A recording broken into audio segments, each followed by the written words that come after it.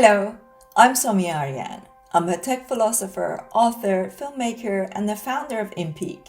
In this podcast, I speak with innovators at the forefront of emerging technologies. My guest on today's podcast is Ryan Carson, former COO of PROOF Collective, and someone who has been deeply involved in the space from early days before going on to create his own NFT Venture Fund 121G. I first got to know about Ryan when I won the raffle to mint a Moonbird. He was very active in the Moonbird Discord and Twitter and came into the Ladybirds channel and spoke to us. He was very attentive, kind, and well-spoken. Later, when he left Proof to start his own venture, I noticed that he was under a lot of scrutiny from the NFT community. People seem to analyze Ryan's every move and put, in my opinion, disproportionate weight on whatever he does and says. So I wanted to talk to him for myself and get to know him better and to ask him some of the common questions that the community had for him. Now, without further ado, let's jump right into the conversation with Ryan Carson.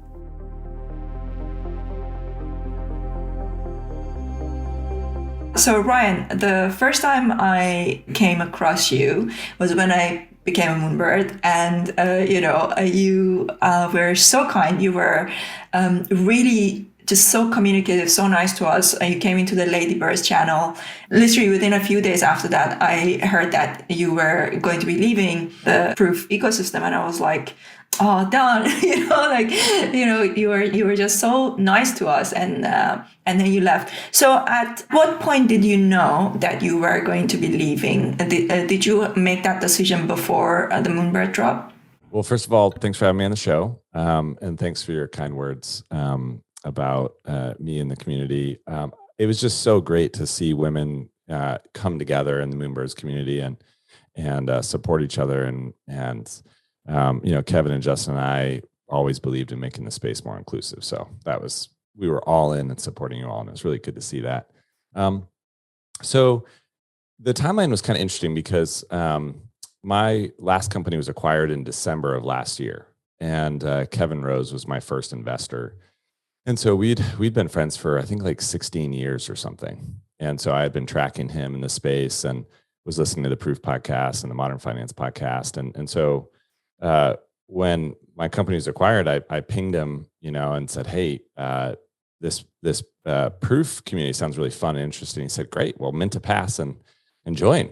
I said, okay. So just join the community. And I think as I got into the community, I fell in love with it. It was such a wonderful creative community. And as I got more and more involved in that, I realized, gosh, I think I want to do this full time. And so I asked my wife one day, I said, hey, what do you think if I ask Kevin if I can join the team? And she's like, sure, you already spend all your time in Proof anyway. So I think at that point, I pinged Kevin and said, hey man, I know you're really busy. He was at True Ventures full time. And I was like, I've built companies, I've built teams. Like, why don't I come on board as your COO and help you boot this thing up? And he said, great, let's rock and roll. So joined the team, and we didn't really know where we were going. I mean, it was like we were building some fun stuff. We had no idea we were going to do Moonbirds at that point. And so we started building the community. Justin, Kevin, and I launched Grails. And then somewhere early on, I said, hey, Kevin, I'd love to launch a fund on the side. I've been a CEO, founder for 20 years. I'm deep in the NFT space now. Do you mind if I start a fund? And he said, sure, yeah, go for it. Let me know what I can do. So I started building, laying the groundwork for 121G, my fund back then. And then we did an offsite and we conceived of this idea of Moonbirds, and we launched it, and it was just way bigger than we ever thought. It was just, honestly, we were blown away. I mean, we thought it was going to work, but we had no idea how big it was going to be. And so I think at that point, I launched, I think after the Moonbirds launched, I said, hey, everybody, my fund's site is live now. And I think there's just a lot of confusion. Like, wait, is Ryan at Proof and Moonbirds, or is he running a fund, or like, what is happening here?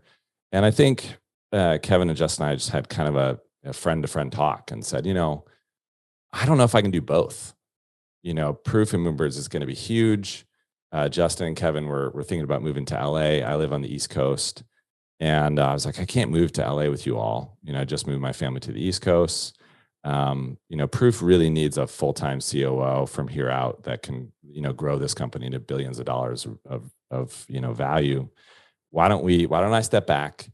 Why don't you fill that seat with somebody else and we'll stay friends and I'll support you all. And we all just said, great, that makes sense. And it happened fast. And everything moves fast in this space. So I think at that point I decided to step back, focus on 121G full time, cheer on Moonbirds on the side.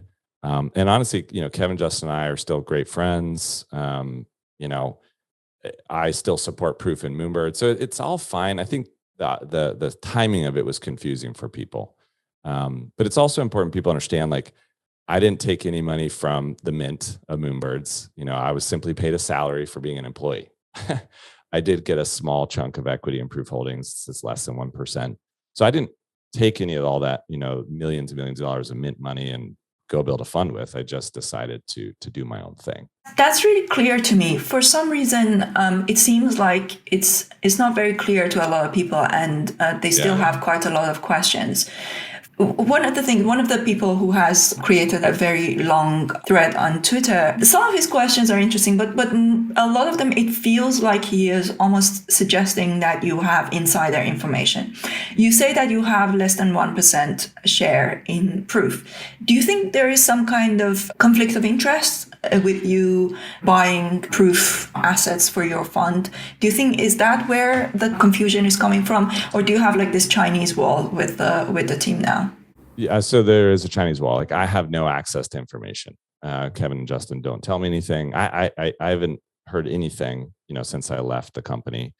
So of course I have a vague understanding of, what High-Rise is going to be and what the future is of Proof, but it's very vague. And honestly, it's nothing that everyone else doesn't know now. Kevin and Justin have been very clear about, hey, we're launching High-Rise. There's probably going to be a token. We're doing this thing. We're going to do another bird drop, which is now it's called Ravens. I didn't know that. It's interesting. Like, I told everybody for months that, I believe in Proof. I know the team, they're high quality. When the fund launches, I'm going to invest in the Proof ecosystem. So I've always been very transparent about what I'm going to do, and I did it. I don't know where that kind of frustration comes from people, because I'm going over and above what I need to do to be legally compliant and morally compliant. For instance, I sold all of my personal Proof NFTs and Moonbird NFTs before I launched the fund at great loss. I literally sold at the bottom of the market, so that there would be no personal financial gain when the fund bought Moonbirds, right?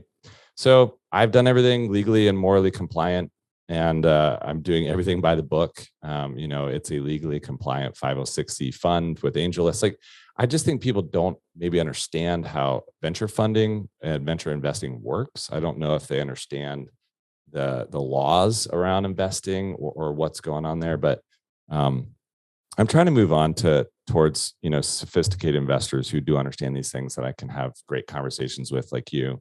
And kind of move past all of, honestly, the misinformation around what's going on. Do you think that you sold a lot of your assets, and it must have been very hard to part with those assets, because they were really unique, right? Do you think that holding on to that less than 1% share, is that one of the things that is causing, or you've checked and that's fine? It's 100% legally compliant, and the reason why is you have to disclose these things to your investors, which I did. Yeah. So in our documents it says Ryan owns a less than 1% ownership in Proof Holdings Inc., and all my investors know it. Like, there's just nothing to hide here, right? Yeah. Everybody knows. We're being legally compliant. There's no insider information. It's just crypto Twitter is a fascinating place, right? Because you have a broad range of people. You have people who have decades and decades of experience, building companies, investing, deploying capital, and then you have people that are brand new, and everyone has kind of the same volume, right? And I think that's what's going on. And I'm trying to help educate people. Like, we launch a podcast every Monday. We try to interview a founder, and it feels like NFT Shark Tank. And I only allow project founders on the show that are high quality, that are fully doxed, that are experienced. And I ask, over 20 very difficult questions. And my goal is to, number one, identify potential projects for us to invest in. But number two, help raise the collective intelligence of the entire industry by asking better questions. And I want to sort of help people understand what questions they should be asking of projects before they invest their very hard-earned capital. And I think that's what we're doing. We had over 5,000 people tune into the first show. The second show is today. So I'm excited about continuing to do that. I'm in this for the long term. I mean, the fund is a 4-year fund. I'm in for 4 years at least, right? Which is an eternity in this space. And we intend to invest for long term, ask great questions, support good founders, and just kind of raise the bar across the whole industry. I'm really excited about what you're doing with the podcast, actually. I think that's such an interesting thing. Nobody else has done something quite like it. We are in Peak, we are adding a segment which is NFT Insider. And we are going to be bringing people, not necessarily before mint, but also actually mostly post-mint, and to come in and explain about, okay, now we've raised this money, what we are doing with it, where we're going with it. So it's one of the things that I got the inspiration when after Moonbirds, I created a session where I explained my take on it was called Moonbirds Insider, and explaining about, my understanding of Moonbirds. So one of the things that you mentioned earlier, which is quite important for people to know, and I guess I know that as a founder myself, that things move so fast in this space that if you are not in the company for even like a few weeks, things will have changed so fast, things will have moved so fast that there will be a lot of things that you wouldn't know about. So I think, a lot of times you say, I've heard you say in different podcasts that I know the Proof team very well. That doesn't mean that you know what's going on there right now, because things move so fast. It changes like every week. It's just, the space moves so fast. So absolutely. I love that you're doing that in the show, though, and helping educate people. Yeah, no, that's very exciting. So one of the questions that people have been asking was about Oddities. I mean, the Oddities drop, and the whole thought around it, it's been really disheartening. I found it really upsetting, I have to say, because I think that, first of all, Proof doesn't owe anybody anything. They are doing these perks, and I think sometimes people are.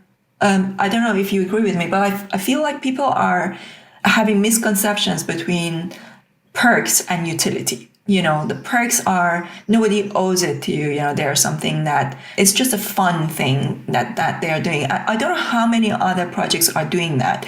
Like I've been holding doodles for quite a while, and I've never had a perk like that. And I don't think, I don't have any of the Yuga assets, but I don't think they do these types of perks. So what's your thoughts on that? Like this whole thing around Oddities, people having incredible expectations. First of all, in regards to the price dropping, the way I see it is that it's very simple. Before the reveal, you are betting on getting, some rare assets, right? And then after the reveal, then it becomes clear whether you have rare assets or not. And then, then always the price drops, right? And also, we are in the bear market. We are in a difficult time in the market. So I don't know what people expected, but why do you think this whole thought happened, and what's your thoughts on that?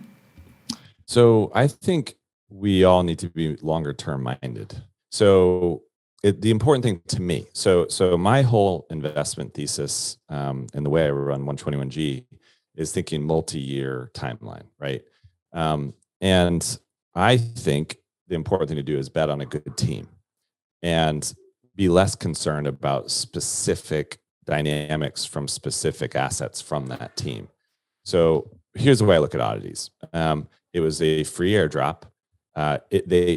Justin and Kevin always said this is an art-based drop. The artist is Gremplin. Gremplin has never been known for some sort of utility-based token, right? So That was a clear sign that this is going to be art. It's going to be funky. It's going to be cute, right? So all the signs were there, and the communication from the team is pretty clear. But even then, let's just all think at least a couple years out here, right? Are Kevin and Justin and the team going to deliver long-term value to their community? Of course, right? So I'm betting on that.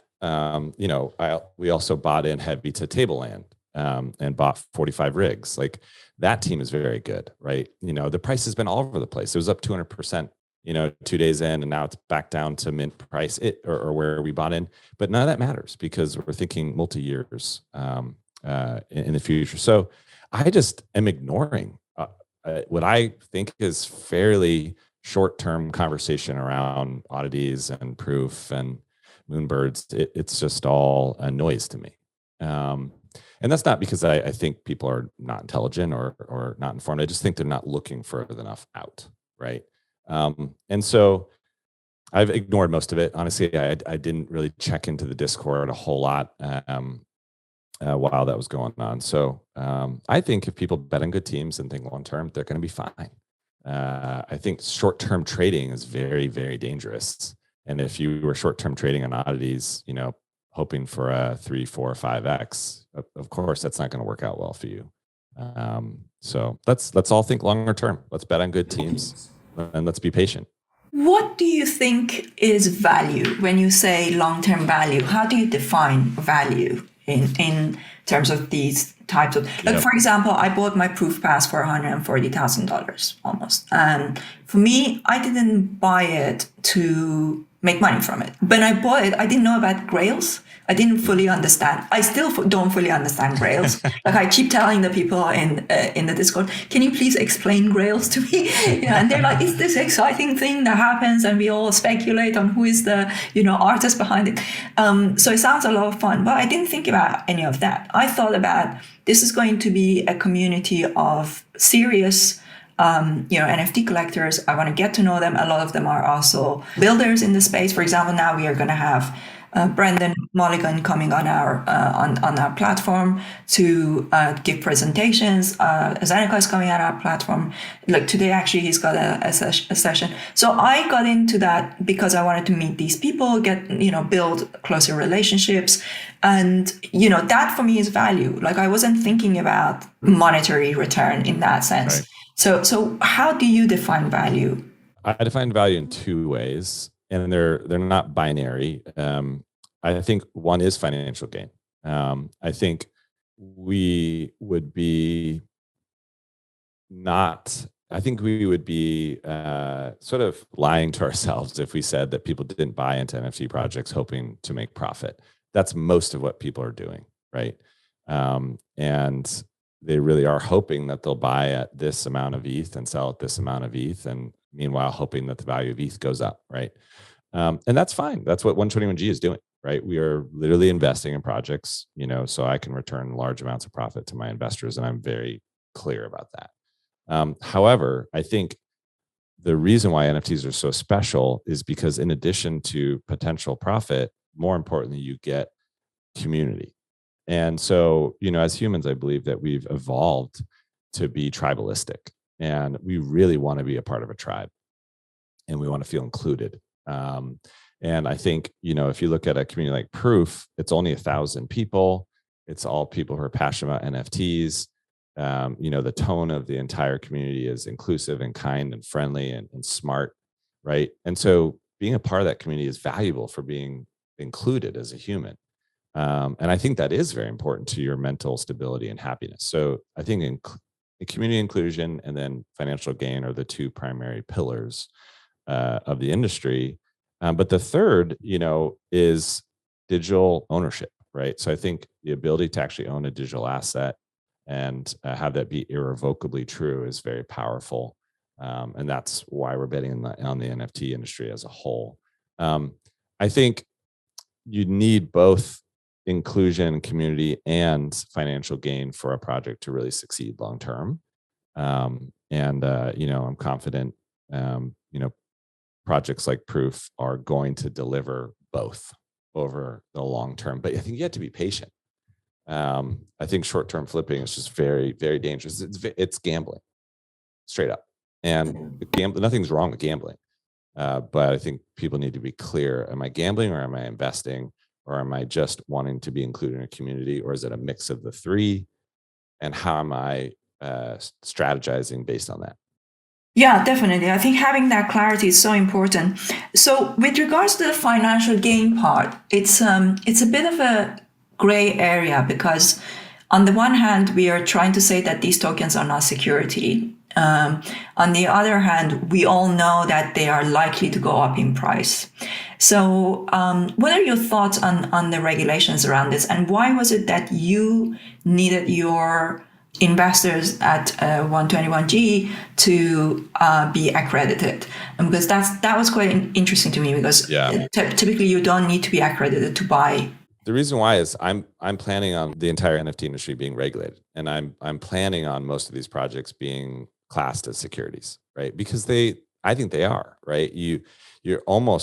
It's almost like angel investing, right? You put money into a project like Proof, and what you're really doing is giving that company capital to grow. And so that is angel investing, right? So I'm planning it being a security. That's why we went over and above to be legally compliant from a securities law perspective. We use AngelList as our fund admin. We are a 506c fund. We only can accept accredited or qualified purchasers. Like, this is no joke. I think folks who think they can throw money into a DAO and it's all going to work out are being naive. The SEC and the U.S. government is going to come in and regulate. I strongly believe that, and I think that's a good thing. And I think we should be very, very prepared for that. I am. I definitely hope that if they do regulate, and when they do regulate, that they don't necessarily look at it from the lens of securities in the old sense of the word. Yeah, because that will keep a lot of people out of the.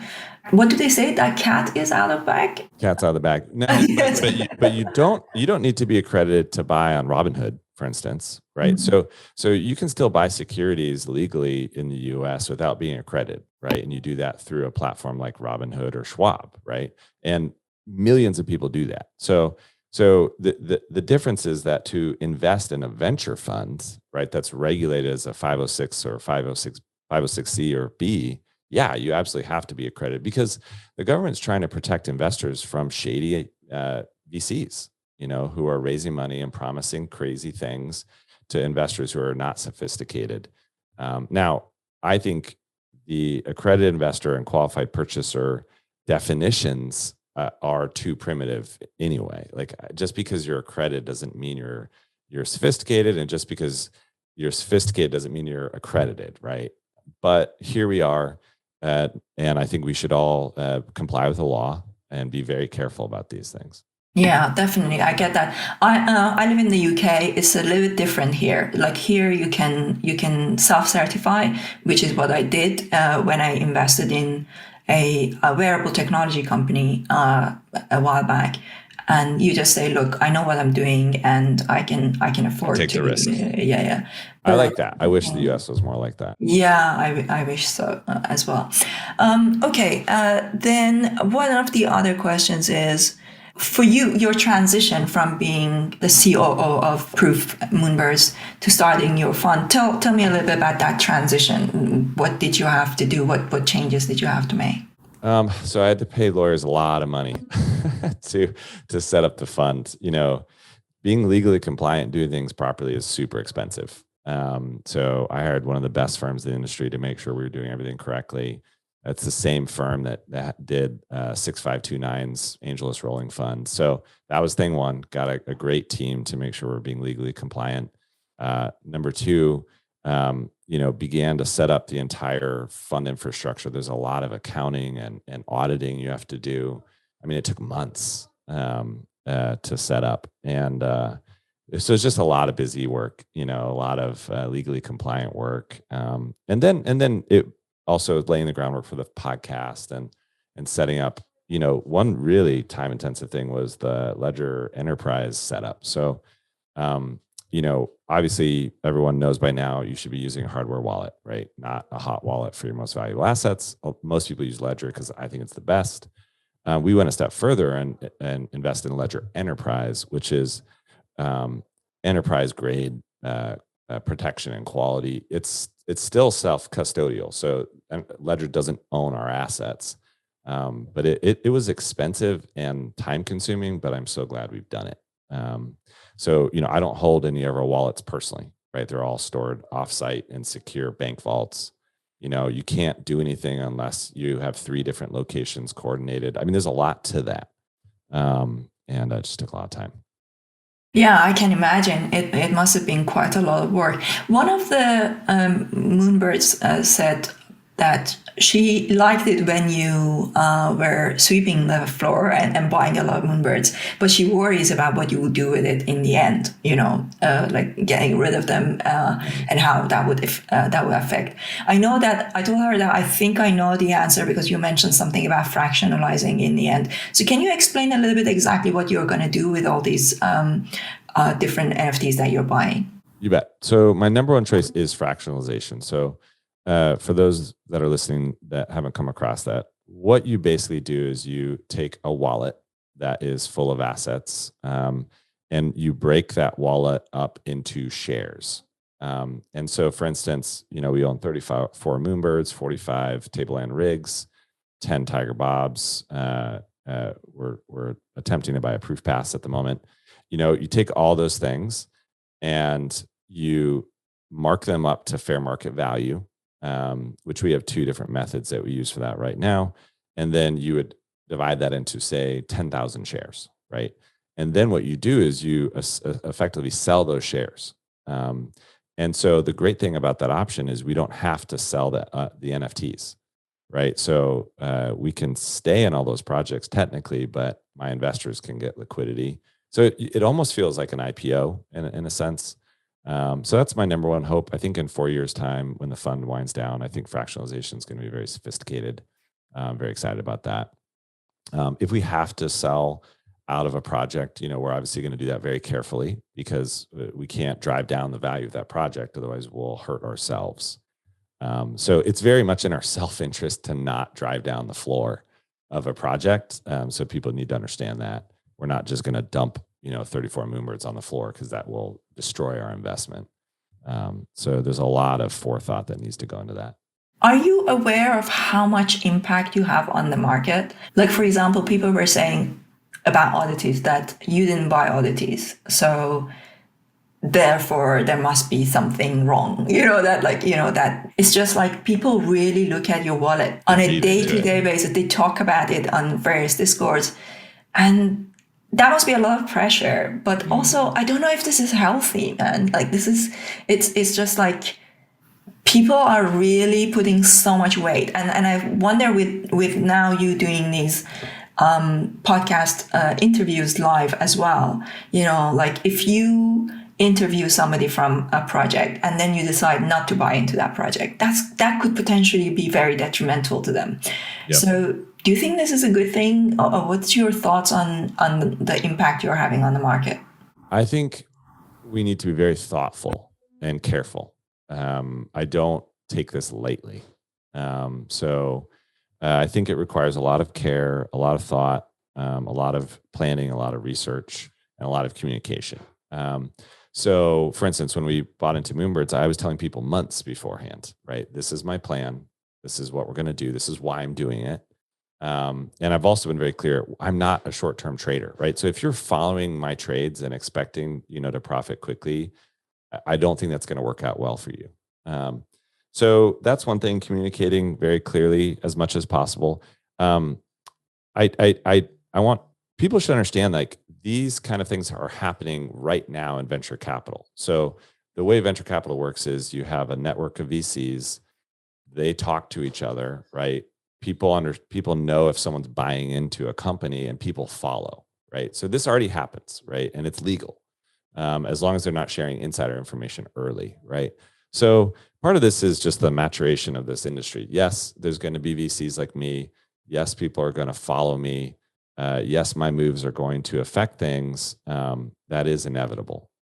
but we're going to be thoughtful and careful. I mean, there's big traders out there like Pranksy, right? Who wildly affect the market. And Pranksy, has never said that he or she cares about, affecting the larger market. They're after the largest gain, right? Whereas we, as a 121G, we're trying to be very thoughtful about the whole industry and being careful not to adversely affect projects unnecessarily. Now, the other important thing is that we're doing the podcast to help people identify good projects and understand good questions to ask. And I think we're only going to invest in maybe 1 out of 5 of those. Now, that's not because the other projects are bad. I wouldn't have them on the show unless I thought they were high quality already. It just may be a timing thing. It may be a resource allocation thing. For instance, our Q3 fund is allocated. Right? We don't have any more ETH to allocate this quarter, right? So I'm going to be interviewing people like Cryptoys last week and non-fungible film this week, who, even if I like them, the fund can't deploy capital this quarter. So I would encourage everybody, do your own research, like listen to podcasts where I'm communicating these things before you follow my trades, right? If people think, oh, Ryan interviewed Cryptoys but didn't deploy capital, he must not believe, then they're not listening to what I'm saying, which is 121G doesn't have any more capital to deploy this quarter. In Q3, maybe I'll buy into Cryptoys, maybe I won't, but at least know the facts before you follow a wallet.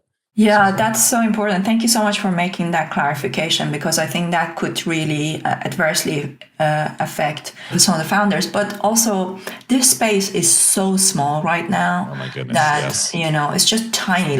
So we know that I think roughly around the world, about 300 million people have got any kind of crypto, and then within the NFT space, less than 2 million NFT holders, right? And then probably around 1 million of them have done any kind of trade whatsoever, and then the active traders are even smaller. So it's just such a small space right now that even a small movement, like literally a handful of people, could really impact the space, which actually brings me to a question that this space being so small, the majority of movers and shakers are white male. I don't think I know any major project like in the top 5 or 10 that are founded by, for example, Black artists, whether male or women. Or maybe I'm wrong, but nothing stands out for me, right? So what are your thoughts on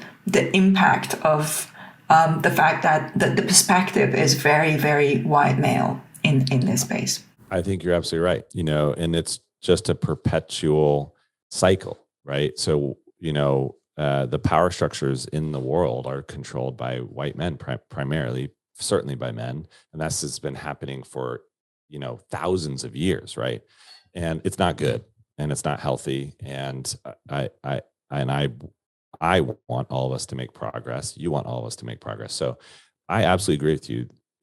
Web3 is controlled still by white males, right? And that's not a good thing, and that's not good morally, and that's not good for the industry, right? So, however, I do think folks that are privileged like myself, I am an extremely privileged person, right? And I know that, and I'm aware of that. We invested into Tiger Bob, right? So now I think Gossamer is an amazing artist, and I think she is an amazing founder, and I vetted her, right? And so we bought into their project, right? And, she's a person of color. She's an amazing artist. So I'm trying to put my money where my mouth is and support project founders like that. Did we deploy a huge amount of capital into Tiger Bob? No, but I did, place, a bet because I believe in her. So I think the more we can do that, the better. But this isn't really going to change until, folks that are cut out of the system right now, get into the system by building wealth. So I want to continue to do what I can to lift those folks up. I remember reaching out to you on Twitter and asked, do you do any kind of influencer work? And this is what I meant by it. A lot of white male founders, people like yourself, people listen to you, right? And if you talk about a topic or a project, that people really pay attention, it's much, much harder to get that same level of attention if you don't look like people who are, within. And it's one of the reasons why I bought in a Proof Pass, and I'm very active there. And I've noticed that there are only a handful of women in the Proof community, and probably only 3 of us are like regularly posting every day. It's like me, Rachel, and Yuko. The 3 of us are the only women that every day. Oh, maybe, and one other lady from New Zealand. Like literally like a handful of us that post every day. What do you think can be done here? Do you think that women themselves also really need to step up? This is one of the things I always say. But then when I do talk about it, then they're like, but I don't have, that amount of money to pay to get into a community. It's like a vicious cycle. I'd love to know from your point of view, when you look at the women in your family, in the people around you, what are your thoughts on what women can do themselves, and women and people of color? So I don't think the work should be placed on the shoulders of women or people of color at all. I think from what I can tell, you're working very hard already. So I think the work and the responsibilities on the shoulders of folks who are already privileged and already part of the system, right? Because we can open doors, right? The doors are closed, right? And you can't get through them if they're closed, no matter how hard you push, right? So I think it's about being proactive and looking for talent and opportunity as a privileged person, right? So, when we were hiring for Proof, I worked very hard to proactively reach out to communities that have been systematically left out to hire from, right? Because I know there's extreme talent. Maybe they don't know about the job. Maybe they're not into NFTs. There's so many things that privilege gives you that you have to think about. What if you don't have privilege? Maybe you don't even know what an NFT is, right? But you could be an amazing employee of the company, right? So I think it's about proactively working as a person of color, as a white male who's privileged, to open doors up and let amazing talent have a chance, right? America was founded on this idea of equal opportunity, but the truth is there isn't equal opportunity at all, right? You can't even you have to. It's like a race where you're starting like 3 laps behind. Well, that's not equal opportunity, right? So I believe in trying to open the door. Now, how to do that? Boy, there's a million different things that need to be done. And most of them are small behind the scenes, not big gestures, donating money or making big statements. It's about opening doors. The reason why I was talking about people themselves also having, taking a step, like I come from the exact opposite of you. If you see a picture of where I was born, you wouldn't believe where I am now. Nobody around me spoke English. I was born in Tehran during the Iran-Iraq War. I had none of these privileges. My parents had never left their hometown. I haven't seen them now for 17 years, my family. I have no family in the UK. I came here by myself with 1 suitcase, paid for my own education. When I was in Iran, I started working since I was 14. I was always an entrepreneur. I taught myself English, and then I started working as a tour guide. And when European tourists came to the UK, I was their tour guide. So then I would take them into Shiraz and Isfahan, and they would buy things like Persian rugs. And then I started learning that I could take a commission on those.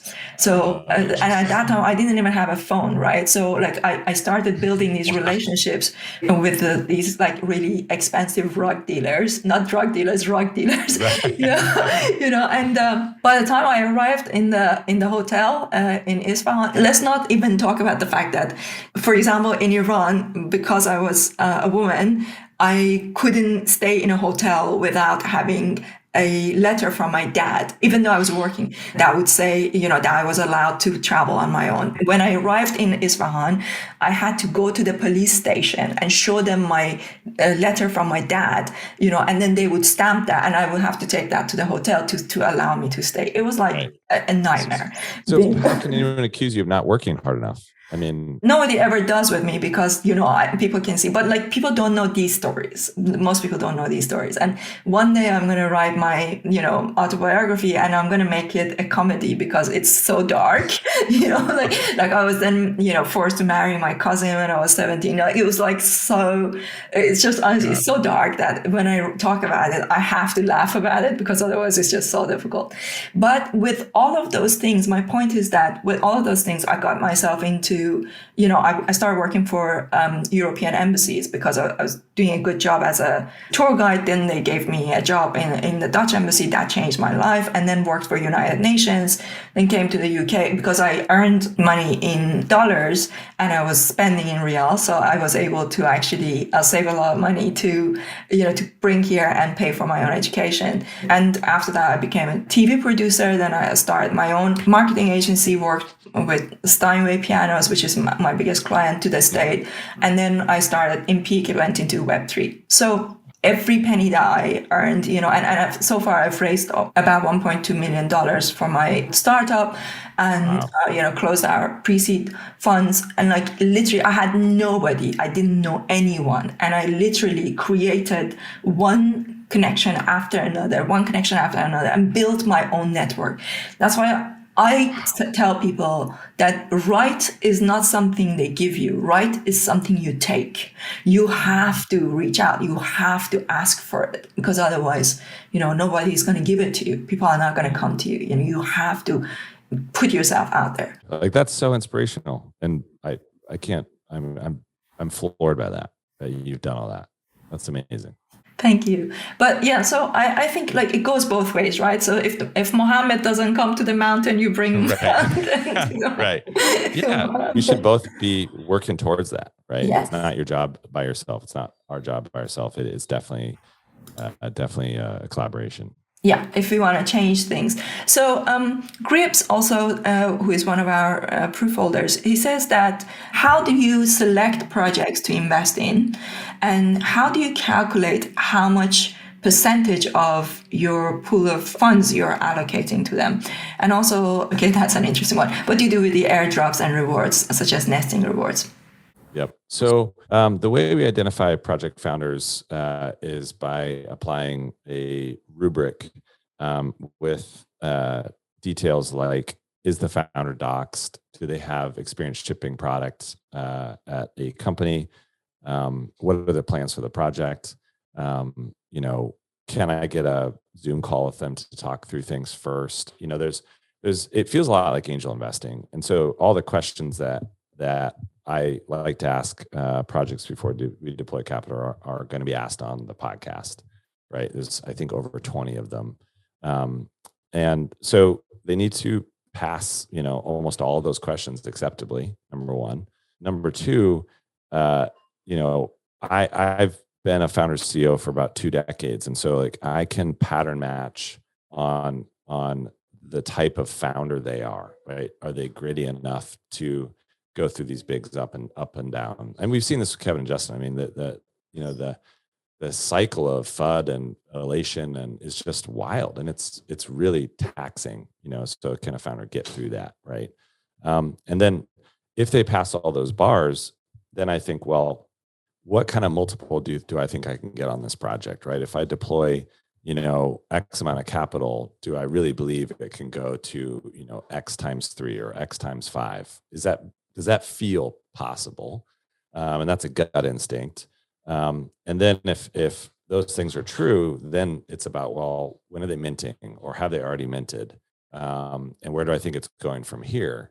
And then the percentage of capital allocated depends on a couple things. Number one, how much capital can we responsibly deploy into the project, right? So I think owning 1% of a project is about the ceiling, right? If you own more than 1% of a project, it can be problematic. And so the idea is to go in and buy up to 1%, of the project and then hold. So that depends on mint price, on floor price, on secondary. So for instance, we swept 45 table end rigs. Yeah, it was about 1.5% of the project. So there's all those are all the things that I think about. with Moonbirds is very different, right? We deployed over 700 ETH because I have strong conviction that we're going to go up from there. But look at today, the floor is down. I think it's at 20 now, which is below where we bought. However, we bought ETH at 1050, so actually we're up.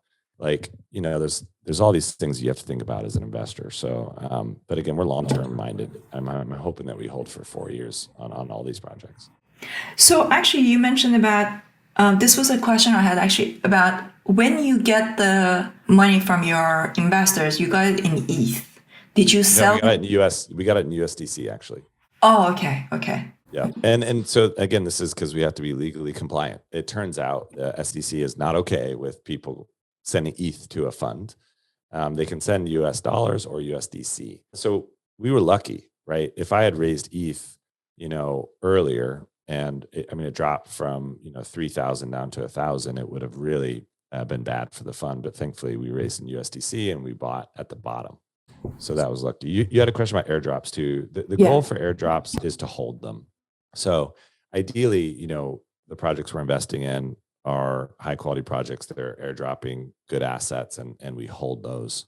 There is a big important thing to think about, which is cost basis. So as a fund, we care very much that the cost basis is zero on those. If there's a cost basis, it becomes a tax nightmare. So those are some things that I think about. But the plan is to generally hold. Right? I assume we're getting Ravens. I assume there's going to be a token. Like I assume, the Moonbirds are going to yield a lot of additional assets, and we're just going to hold those.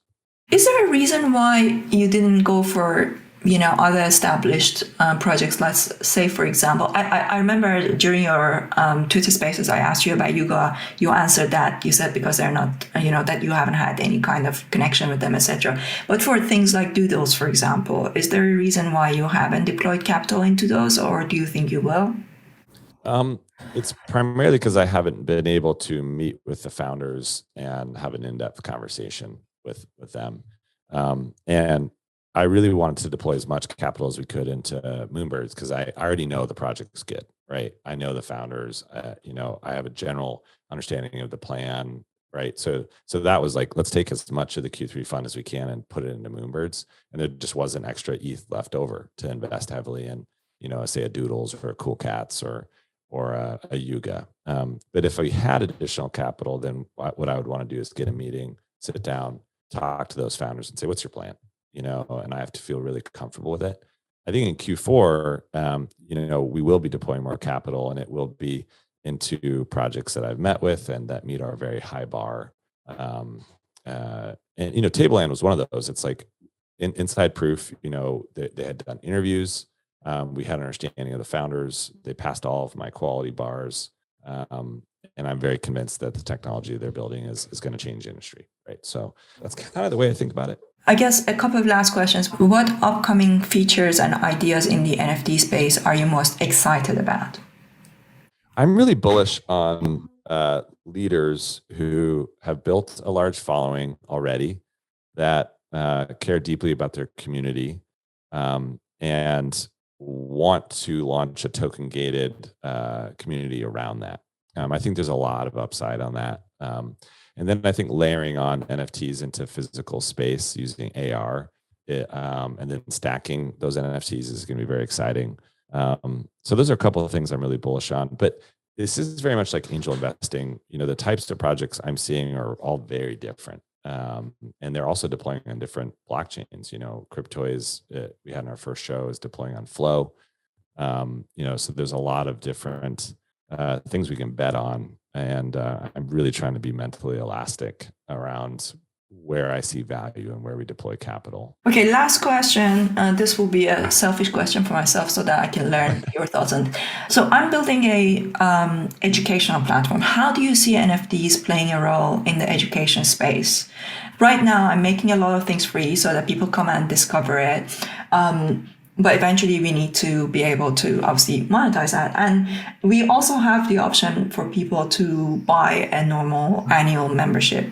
But I know that in the NFT space, in the Web3 space, most people much prefer connecting with your wallet, etc., and accessing everything. So we're going to have a simple NFT. It's going to be like just a membership card, no special artwork. Let's say we do an initial 3,000 drop, and then we want to increase it to another 5,000 or 10,000, etc., and keep growing it. How do I balance that as we add new tiers to the fact that people always expect the next drop to be like diluting almost the ecosystem? How would that work for an educational platform, would you say? What topics are you teaching? Everything to do with emerging technologies. So right now, a lot of it is around Web3 and Metaverse. But as we go forward, I want to be able to cover other areas of emerging technologies, including, for example, genomics, health, and all that stuff as well. So I think the future is in rebuilding LinkedIn for Web3. I think that's where the innovation truly happens, where the skills that you learn are truly skills you own and you can prove that you have, right? So it essentially replacing the resume, right? Yeah, okay, exactly. So I've learned the skill, and they would probably look like badges, which would be NFTs, but they're not non-fungible tokens in the sense that they can only, which you could sell, they're attached to you, right? Or like POAPs and things. They're like POAPs, yeah. That's exactly what I have in mind. If you look at our pitch deck, I have LinkedIn as our number one competitor. So I hope they don't listen to this. Please don't listen to this, LinkedIn. Well, they should acquire you, right? And actually, so I ran a ed tech company for 10 years, right? We taught 600,000 people how to code online, and I learned a lot about the space, and people really were motivated by badges and points. And I think you could take that.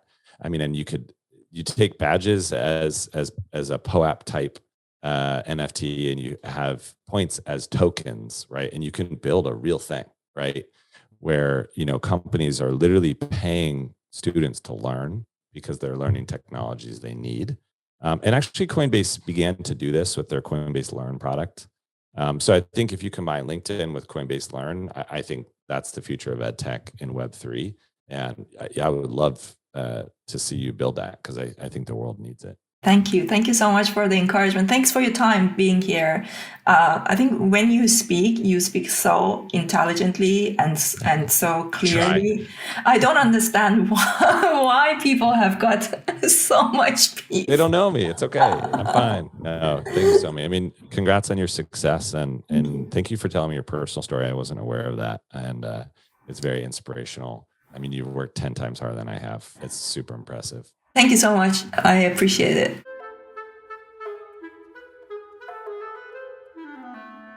I hope you enjoyed this conversation with Ryan Carson.